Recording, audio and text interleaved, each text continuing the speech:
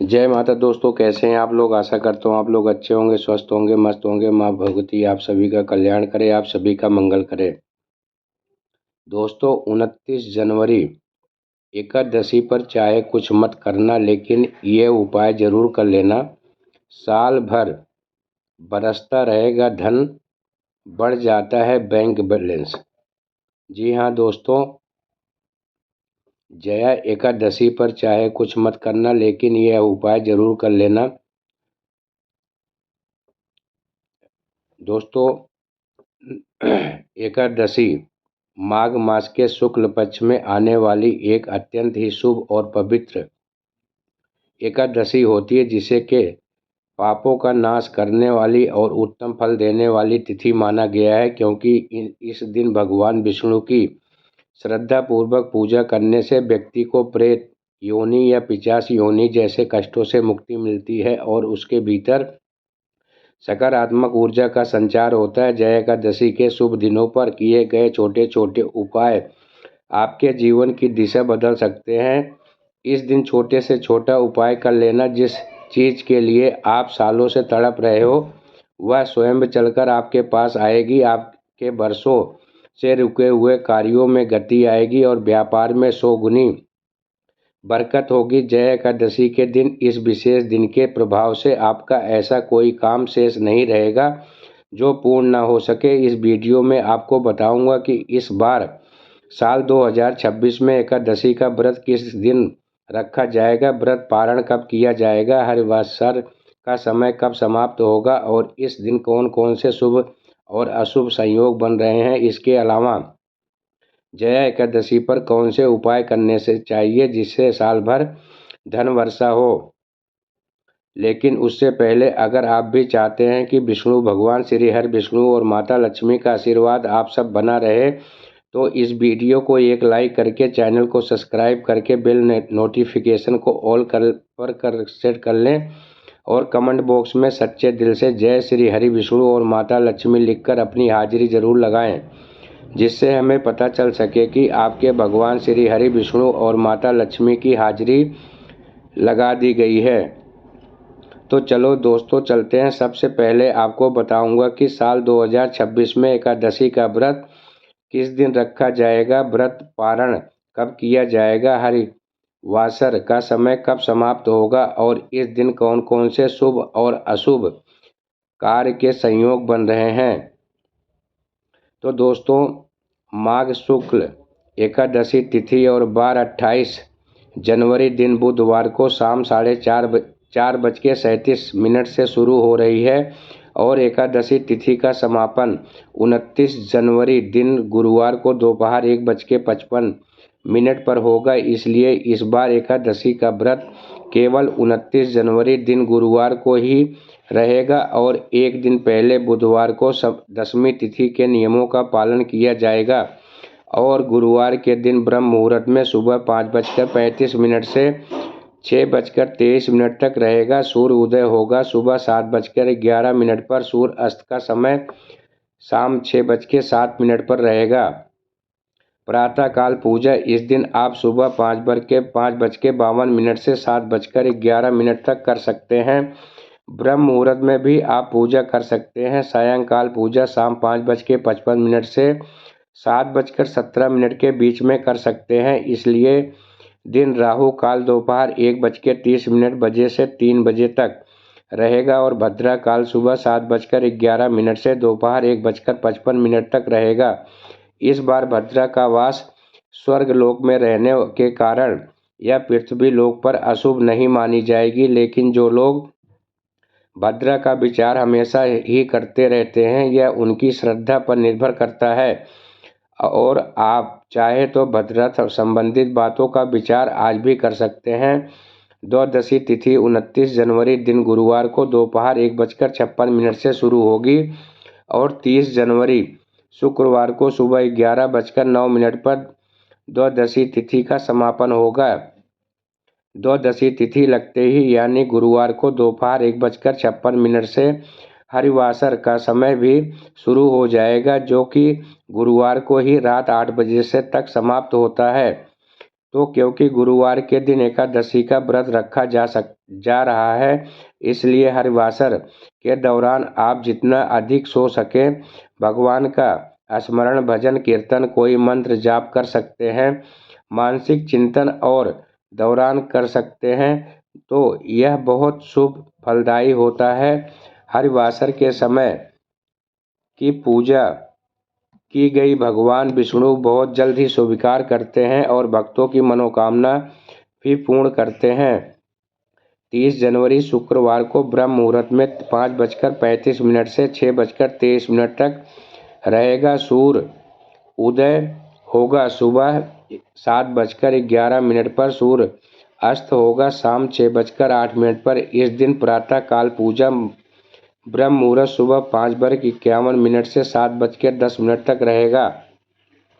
शाम की पूजा 5:56 से 5:18 तक कर सकते हैं। राहु काल सुबह 10:30 बजे से दोपहर 12 बजे तक रहेगा और जया एकादशी व्रत पालन करने का शुभ मुहूर्त 30 जनवरी शुक्रवार को सुबह 7:10 से 9:20 तक ही रहेगा। तो चलिए दोस्तों, आपको बताऊंगा कि जया एकादशी पर कौन से उपाय करने चाहिए जिससे साल भर होगी धन की वर्षा। नंबर 1, हल्दी की गांठ।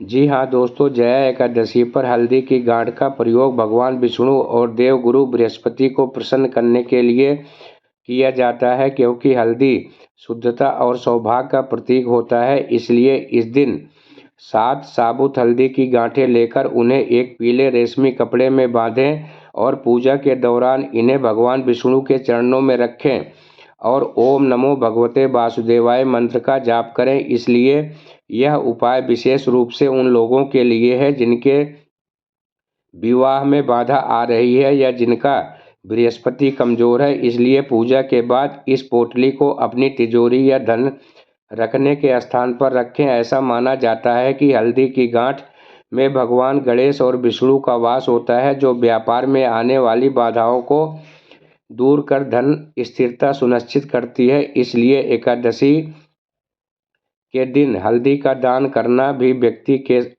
आरोग्य और स्वास्थ्य में वृद्धि करता है और मानसिक तनाव को कम करने से सहायक होता है और यह उपाय आपके जीवन में स्वर्ण जैसी चमक और स्थिरता लाता है। नंबर 2, नींबू और लौंग। जी हाँ दोस्तों, जीवन में कई बार कड़ी मेहनत के बाद भी सफलता नहीं मिलती है या नज़र दोष के कारण काम बिगड़ने लगते हैं। क्योंकि जया एकादशी पर नींबू और लौंग का यह उपाय अत्यंत ही प्रभावशाली माना जाता है। और एक दिन बिना दाग वाला पीला नींबू लें और उसमें 4 फूल वाली लौंग गाड़ दें और इसे लेकर किसी हनुमान मंदिर में जाएं या घर पर ही हनुमान जी के सामने बैठकर हनुमान चालीसा का पाठ करें और इसके बाद इस नींबू को अपने कार्यस्थल या दुकान में रखें। इसलिए नींबू नकारात्मक ऊर्जा को सोख लेता है और लौंग सकारात्मक को सक्रिय करती है। यदि आपको लगता है कि घर में किसी की बुरी नज़र लगी हुई है, तो इस नींबू को घर के चारों कोनों में छुआ कर किसी सुनसान चौराहे पर फेंक दें। यह उपाय करके पीछे मुड़कर ना देखें। यह उपाय शत्रुओं के प्रभाव को कम करता है और रुके हुए कार्यों में गति लगता है। नंबर 3, नमक का उपाय। जी हाँ दोस्तों, नमक केवल स्वाद के लिए ही नहीं बल्कि नकारात्मक ऊर्जा को खत्म करने का सबसे शक्तिशाली माध्यम होता है। क्योंकि यह जया एकादशी के दिन सफाई करते समय पानी में थोड़ा सा खड़ा नमक यानी डली वाला नमक मिलाकर पोछा लगाएं। इसलिए इससे घर में मौजूद कलेश और तनाव की ऊर्जा समाप्त होती है। इसके अलावा एक कांच की कटोरी में थोड़ा सा सेंधा नमक भरकर बाथरूम के कोने में रख दें। यह उपाय घर के राहु दोष को शांत करता है और यदि परिवार में अक्सर झगड़े होते हैं तो सोने वाले कमरे में के कोने में नमक की एक डली रखें और उसे हर महीने बदलते रहें। और नमक समुद्र से उत्पन्न होता है और लक्ष्मी जी का भाई माना जाता है, इसलिए इसका सही प्रयोग धन आगमन के मार्ग खोलता है। इसलिए जया एकादशी पर नमक का पानी घर के मुख्य द्वार पर छिड़कने से राहु केतु के अशुभ प्रभाव घर के अंदर प्रवेश नहीं कर पाते और सुख शांति बनी रहती है। नंबर 4, चावल का उपाय। जी हाँ दोस्तों, एकादशी के दिन चावल नहीं खाना चाहिए, क्योंकि माना जाता है कि इस दिन चावल में जल का अंश अधिक होने से मन विचलित रहता है। हालांकि जया एकादशी पर चावल का दान और उपाय करना दरिद्रता का नाश करता है, क्योंकि इस दिन एक मुट्ठी साबुत अक्षत यानी चावल को हल्दी से पीला करके एक लाल पोटली में बांधें और इस पोटली को भगवान विष्णु को अर्पित करें और अगले दिन इसे अपने पर्स या तिजोरी में रख लें। यह उपाय धन की कमी को दूर करता है। इसके अलावा पक्षियों को चावल के दाने डालना या किसी ज़रूरतमंद को चावल का दान करना अच्छे पुण्य प्रदान करता है। ऐसा माना जाता है कि चावल का यह उपाय पितरों को तृप्त करता है और उनके आशीर्वाद से वंश वृद्धि होती है। इसलिए यह उपाय उन लोगों के लिए रामबाण है जिनके पास पैसा आता तो है लेकिन टिकता नहीं है। इसलिए चावल का यह उपाय करना अत्यंत ही शुभ माना जाता है। नंबर 5, सिक्कों का उपाय। जी हाँ दोस्तों, सिक्के लक्ष्मी का साकार स्वरूप माने जाते हैं, क्योंकि जया एकादशी पर चांदी का एक सिक्का या साधारण तांबे के 5 सिक्के लेकर उन्हें गंगा जल में धोएं और इन सिक्कों पर केसर का तिलक लगाएं और भगवान विष्णु के साथ माता लक्ष्मी की पूजा करें और पूजा के बाद इन सिक्कों को एक पीले कपड़े में लपेटकर अपने कार्यस्थल के दराज या तिजोरी में स्थापित करें। इसे बरकत का सिक्का भी कहा जाता है। पुराने समय में लोग एकादशी पर मंदिर की सीढ़ियों पर सिक्के रखते थे ताकि आने जाने वाले श्रद्धालु के चरणों की धूल उन पर पड़े।